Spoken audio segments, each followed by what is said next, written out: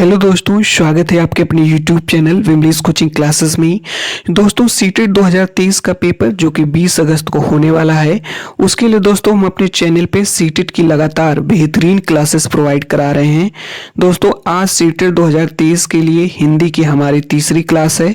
इससे पहले दोस्तों हमने 2 क्लासेस आपको प्रोवाइड कराई है। अगर अभी तक आप लोगों ने दोस्तों नहीं देखा है तो जाकर के दोस्तों अवश्य ही देख लीजिए। तो हम 20 अगस्त से पेपर से पहले हम आपको हिंदी की 15 क्लासेस प्रोवाइड कराएंगे और इन 15 क्लासेस को दोस्तों अगर आप लोगों ने कंप्लीट देख लिया और अच्छे से रिवीजन करके चले गए तो 20 अगस्त के पेपर के दिन हिंदी के जो 30 प्रश्न आएंगे दोस्तों यहीं से आपको देखने को मिल जाएंगे। तो दोस्तों ये काफ़ी महत्वपूर्ण क्लासेस हैं और मैं आपको ये प्रीवियस ईयर क्वेश्चन पेपर करा रहा हूँ। ये जो पेपर मैं दोस्तों कराने जा रहा हूँ ये दोस्तों सीटेट जो आपका सीटेट दिसंबर 2018 में ये पेपर आया था। ये प्रीवियस ईयर क्वेश्चन पेपर है। आप इसका लेवल देखिएगा, ये 6 to 8 के लिए है दोस्तों, 6 to 8 के लिए है दोस्तों। अगर आप 1 to 5 के लिए भी हैं तो उसके लिए भी आप इस वीडियो को देखिए, क्योंकि दोस्तों हिंदी का जो क्वेश्चंस होते हैं वो कॉमन पूछे जाते हैं ज़्यादातर। तो दोस्तों हमारे साथ आप इन प्रश्नों को पढ़िए, ठीक है, और हमसे पहले आंसर देने का प्रयास करिएगा। और वीडियो के अंत में दोस्तों, क्लास के अंत में आप जरूर बताइएगा कि आपके आज की इस क्लास में 30 क्वेश्चन में आपका कितना करेक्ट हुआ। हम दोस्तों अपनी हर क्लास में जो है 30 क्वेश्चन मीन्स 30 क्वेश्चन की सीरीज कराते हैं और इस 30 क्वेश्चंस में आपका कितना करेक्ट हो रहा है दोस्तों आप जो है वीडियो के कमेंट्स बॉक्स में दोस्तों जरूर बताइएगा। यदि दोस्तों आप लोग हमारे चैनल को सब्सक्राइब नहीं किए हैं तो दोस्तों चैनल को अवश्य सब्सक्राइब कर लीजिए और दोस्तों वीडियो को लाइक शेयर करना ना भूलिए। तो दोस्तों आइए क्वेश्चंस को देखते हैं। तो दोस्तों आपको पता होगा कि हिंदी में क्या है कि सबसे पहले आपको एक पैसेज पूछा जाएगा और सीटेट में हम आपको बताए भी हैं कि जो सीटेट के जो पैसेज होते हैं वो काफ़ी बड़े बड़े होते हैं, ठीक है। यहाँ पे आप लोग देख पा रहे होंगे कि 91 से लेकर के 120 के प्रश्नों के उत्तर केवल तभी दें यदि उन्होंने भाषा फर्स्ट का विकल्प हिंदी चुना हो। तो ज़्यादातर लोग दोस्तों हिंदी को भाषा फर्स्ट के रूप में मीन्स लैंग्वेज फर्स्ट के रूप में सेलेक्ट करते हैं। बाकी सेकंड लैंग्वेज के रूप में या तो इंग्लिश ले लेते हैं या संस्कृत लेते हैं। तो चलिए दोस्तों देखा जाए, यहाँ पे आप लोग देख पा रहे होंगे कि सबसे पहले एक पैसेज पूछा गया है और पैसेज जो है दोस्तों ये देखिए आपका पैसेज है। यहाँ पे भारत 15 अगस्त 1947 को आज़ाद हुआ, ये दोस्तों आपका पैसेज है। पैसेज दोस्तों छोटा है लेकिन अक्सर देखने को मिलता है कि सीटेट में जो पैसेज होते हैं काफ़ी बड़े देखने को मिलते हैं। तो ये पैसेज है और पैसेज पे बेस्ड क्वेश्चन है, आधारित क्वेश्चन पूछे गए हैं। यहाँ पे आप लोग देखिए ये 91 से लेकर के 98 तक के जो क्वेश्चंस हैं वो पैसेज पे आधारित हैं। तो चलिए विदाउट डिले, बिना देरी किए हुए 91 क्वेश्चन पे हम लोग चलते हैं। ये रहा दोस्तों आपका 91 नंबर का क्वेश्चन, जल्दी से आप लोग देखिए। ये हमारा है 91 नंबर का क्वेश्चन दोस्तों। कह रहे हैं कि लोग किन विचारों से प्रेरित होकर आज़ादी के संघर्ष में शामिल हुए। पहला स्वतंत्रता, दूसरा समानता, तीसरा निर्णय प्रक्रिया में हिस्सेदारी, चौथा उपर्युक्त सभी। तो दोस्तों पैसेज क्या होता है, कॉमन सेंस पे भी आधारित होता है, ठीक है दोस्तों। अगर थोड़ा सा आप कॉमन सेंस लगाएंगे तो इसका आंसर आप बता देंगे। तो जल्दी से आप लोग बताइए इसका आंसर क्या सही होगा। तो दोस्तों लोग स्वतंत्रता के लिए स्वतंत्रता से भी प्रेरित हुए थे, समानता से भी, निर्णय प्रक्रिया में हिस्सेदारी से भी, इसलिए इसका आंसर जो हो जाएगा दोस्तों उपर्युक्त सभी हो जाएगा। तो 91 का 4 हो जाएगा। अब हम लोग चलते हैं जल्दी से 92 पे दोस्तों। ये रहा हमारे पास क्वेश्चन नंबर 92 स्क्रीन पे। जल्दी से बताइएगा इसका आंसर क्या सही होगा आप लोग। 92 नंबर का क्वेश्चन ये हमारा है। कह रहे हैं कि आज़ादी के लिए संघर्ष किसने चलाया। भारतीय राष्ट्रीय कांग्रेस ने, देश की जनता ने, ब्रिटिश सरकार ने या सदस्यों ने। तो आप लोग जल्दी से बताइए आज़ादी के लिए संघर्ष किसने चलाया। तो दोस्तों आज़ादी के लिए संघर्ष जो है देश की जनता ने चलाया, ठीक है। ऑप्शन नंबर 2 करेक्ट हो जाएगा। नेक्स्ट क्वेश्चन पे चलते हैं। 93 नंबर का क्वेश्चन दोस्तों ये है हमारा। 93 नंबर का क्वेश्चन है, पूछा गया है कि निम्नलिखित में से लोकतांत्रिक व्यवस्था का कौन सा है। निम्नलिखित में से लोकतांत्रिक व्यवस्था का कौन सा है। समानता, स्वतंत्रता, विचारों की अभिव्यक्ति या उपर्युक्त सभी। तो दोस्तों जल्दी से बताइएगा इसका आंसर क्या सही होगा। तो थर्ड वाले का हो जाएगा दोस्तों उपर्युक्त सभी। ठीक है, अब हम लोग चलते हैं 94 नंबर क्वेश्चन पे। ये रहा दोस्तों क्वेश्चन नंबर 94 आपके स्क्रीन पे। क्वेश्चन नंबर 94 पूछा गया है कि आंदोलन का क्या असर पड़ा। ब्रिटिश शासक चले गए, सरकार की खुलकर आलोचना होने लगी, लोगों की हिस्सेदारी मिल गई, लोकतंत्र स्थापित हो गया है। तो इसका क्या आंसर होगा, जल्दी से आप लोग बताइएगा 94 का। तो दोस्तों 94 का हो जाएगा 94 का, जल्दी से आप लोग बताइएगा कि ब्रिटिश शासक चले गए, या सरकार की खुलकर आलोचना होने लगी, या लोगों की हिस्सेदारी मिल गई, या लोकतंत्र स्थापित हो गया। तो जो दोस्तों हो जाएगा 94 का बी वाला ऑप्शन हो जाएगा दोस्तों, सरकार की खुलकर आलोचना होने लगी। क्वेश्चन नंबर 95 देखते हैं दोस्तों। क्वेश्चन नंबर 95 हमारा ये है कि कांग्रेस की क्या मांग थी, जल्दी से आप लोग बताइएगा दोस्तों। भारतीय पुरजोर विरोध करें, दूसरा है विधायिका में चुने हुए सदस्य हों, तीसरा अंग्रेजों भारत छोड़ो, और चौथा आज़ादी दो। तो जब आप दोस्तों पैसेज को पढ़ेंगे तो आपको समझ में आ जाएगा कि कांग्रेस की जो मांग थी वो थी विधायिका में चुने हुए सदस्य हों। ठीक है, नेक्स्ट क्वेश्चन पे चलते हैं। क्वेश्चन नंबर 96 ये रहा दोस्तों क्वेश्चन नंबर 96 आपके स्क्रीन पे। जल्दी से आप लोग बताइए, सबसे सटीक या सार्थक वाक्य चुनिए। पहला है संघर्ष मनुष्य को सफलता दिलाता है, दूसरा है संघर्ष मनुष्य को उजाड़ता है, तीसरा संघर्ष मनुष्य को भटकाता है, और चौथा संघर्ष मनुष्य को निखारता है। तो आप लोग बताइएगा दोस्तों 96 का कौन सा ऑप्शन सही हो जाएगा।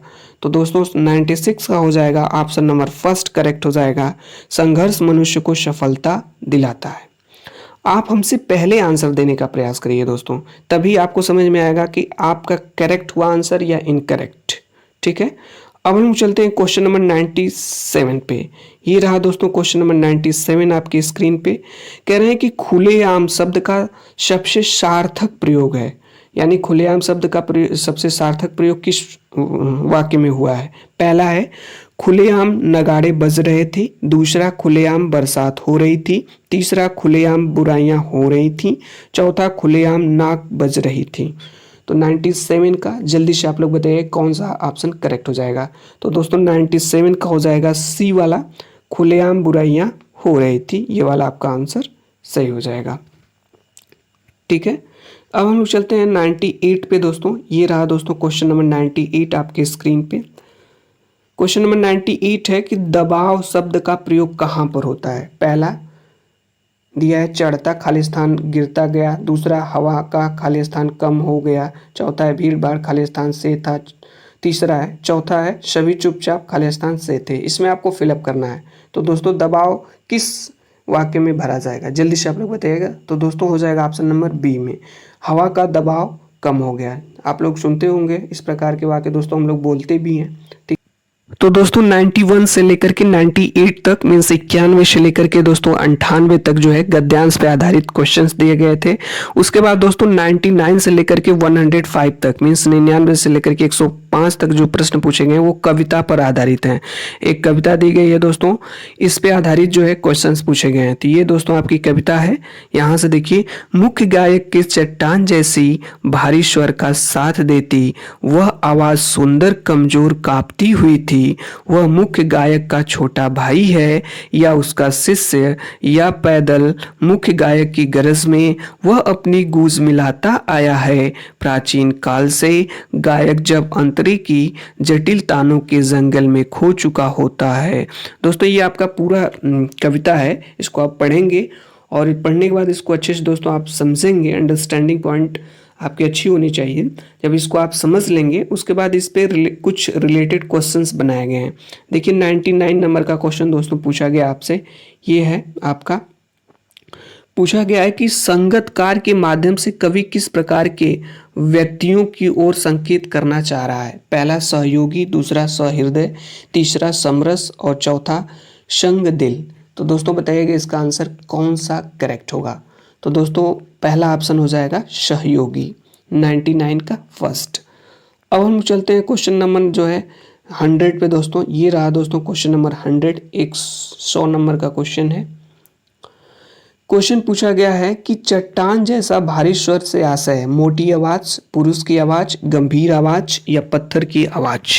जल्दी से बताइएगा आप लोग आंसर इसका क्या करेक्ट होगा। तो दोस्तों चट्टान जैसी भारी आवाज स्वर से आशय है दोस्तों गंभीर आवाज। ठीक है, तो 100 का शी वाला हो जाएगा, मीन्स थर्ड वाला ऑप्शन।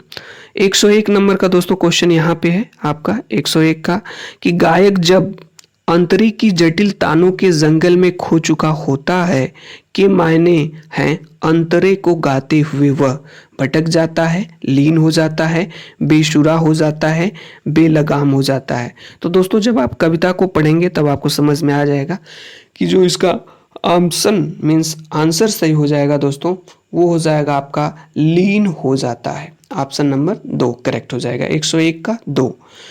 अब हम लोग चलते हैं 102 नंबर पे दोस्तों। क्वेश्चन नंबर 102 ये हमारा है कि अनहद शब्द में अप उपसर्ग है, द प्रत्यय है, अन उपसर्ग है, हद प्रत्यय है।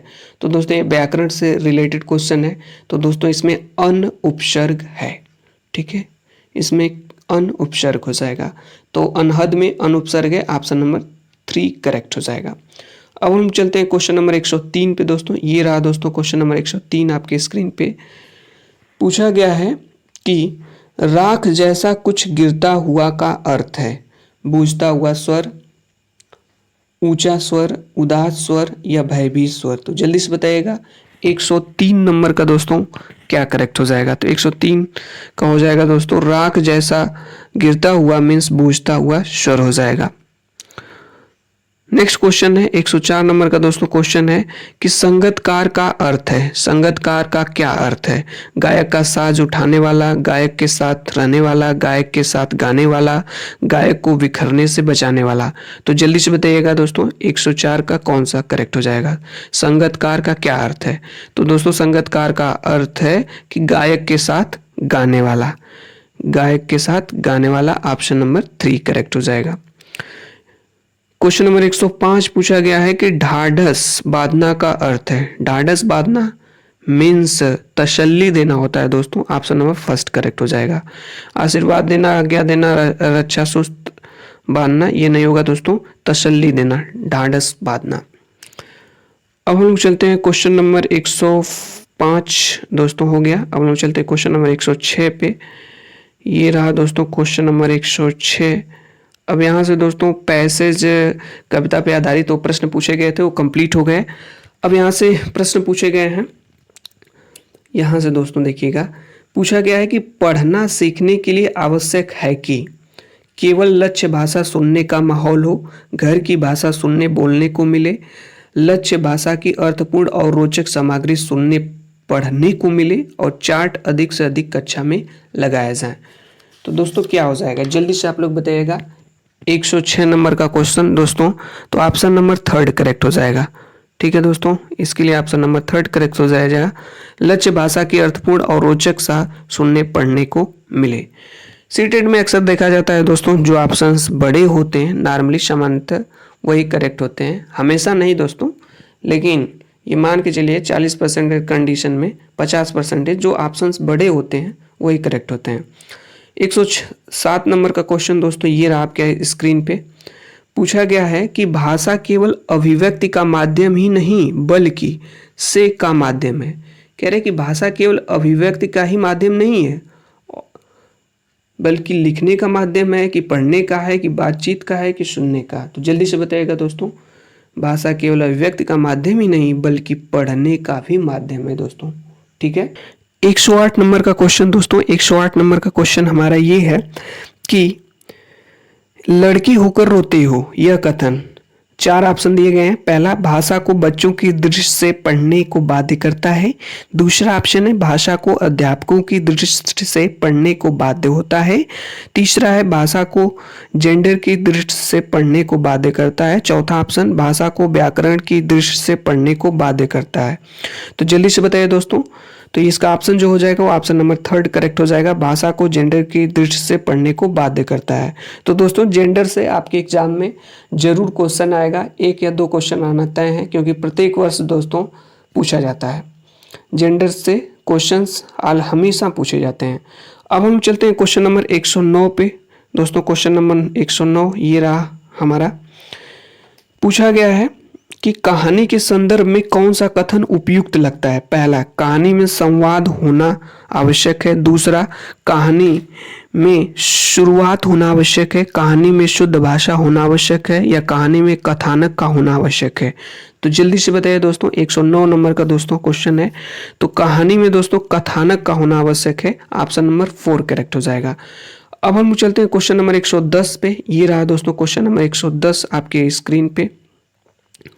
पूछा गया हमसे कि एक भाषा के अध्यापक को बच्चों में भाषा सिद्धांतों की समझ विकसित करने पर बल देना चाहिए, या अलंकारिक भाषा प्रयोग की समझ विकसित करने पर बल देना चाहिए, या विविध संदर्भों में भाषा प्रयोगों की क्षमता विकसित करने पर बल देना चाहिए, या दोस्तों शुद्ध भाषा प्रयोग की क्षमता विकसित करने पर बल देना चाहिए।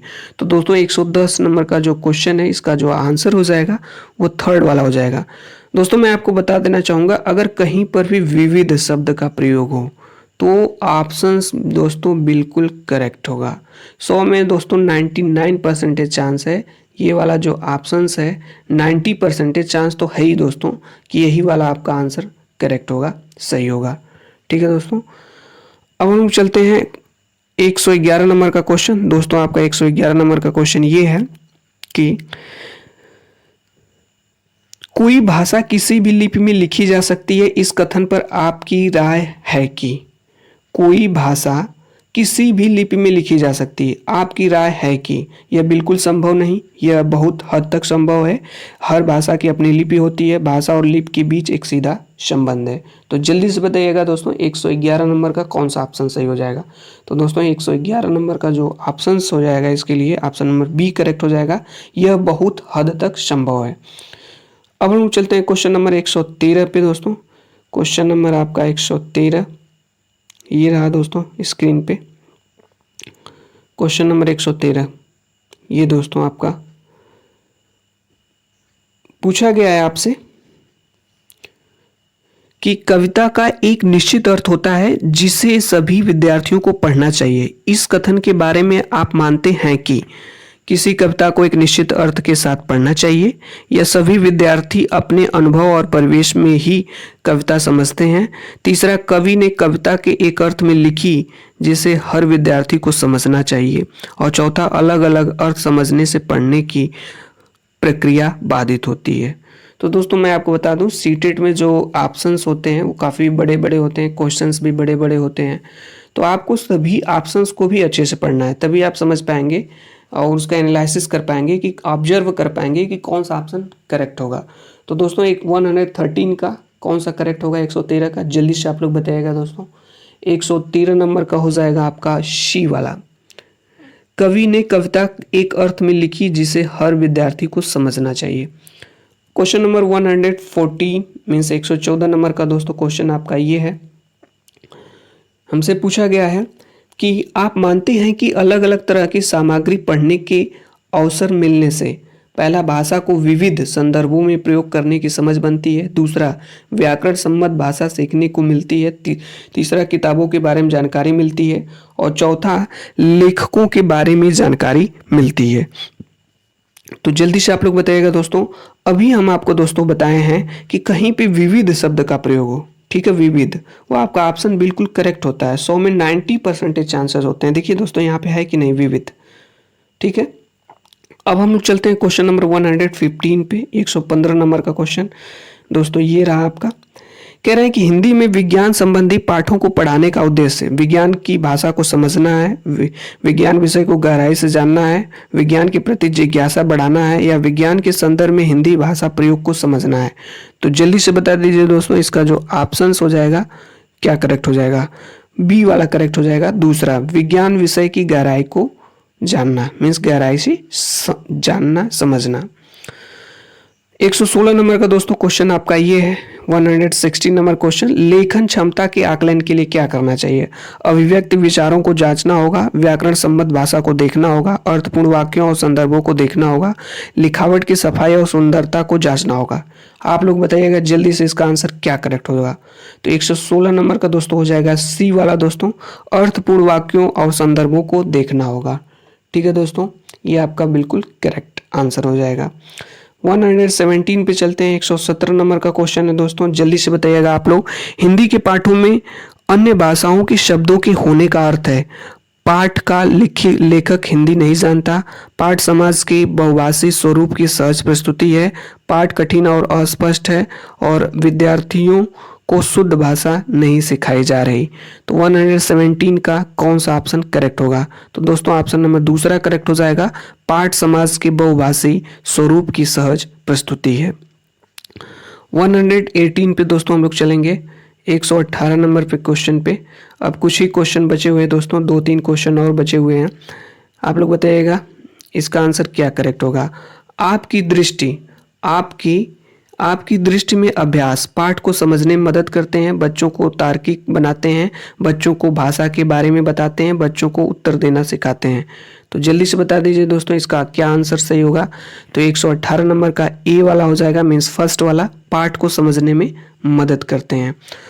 अब हम लोग चलते हैं क्वेश्चन नंबर 119 पे। आज की क्लास का सेकेंड लास्ट क्वेश्चन आपकी स्क्रीन पे है, जल्दी से बताइएगा आप लोग।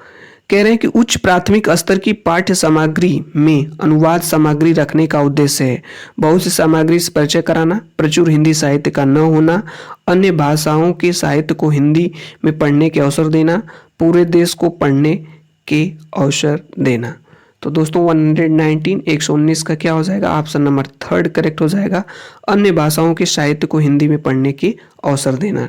ठीक है दोस्तों, अब हम चलते हैं क्वेश्चन नंबर 120 पे। आज की क्लास का अंतिम क्वेश्चन, ये लास्ट क्वेश्चन दोस्तों आज की क्लास का, ये रहा आपकी स्क्रीन पे। जल्दी से बताइएगा आप लोग।